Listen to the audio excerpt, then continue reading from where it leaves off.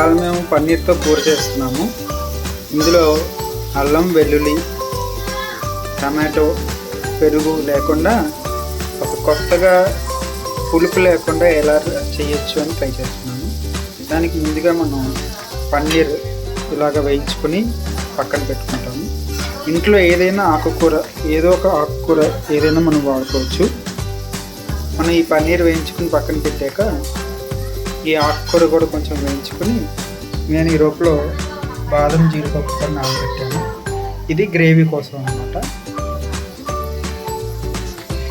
ఇది వేగిపోయిన వెంటనే మనం ఇది కూడా ఒక బౌల్లోకి తీసేసుకున్నాం.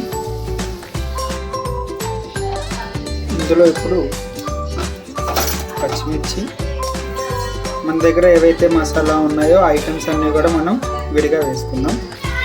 ఇందులోనే కొన్ని యాలక్కాయలు, లవంగాలు,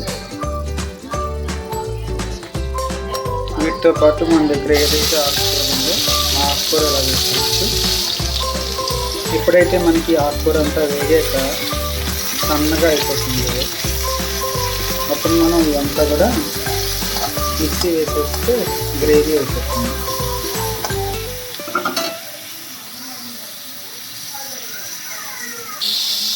వీటితో పాటు కొంచెం ధనియా కూడా వేద్దాము.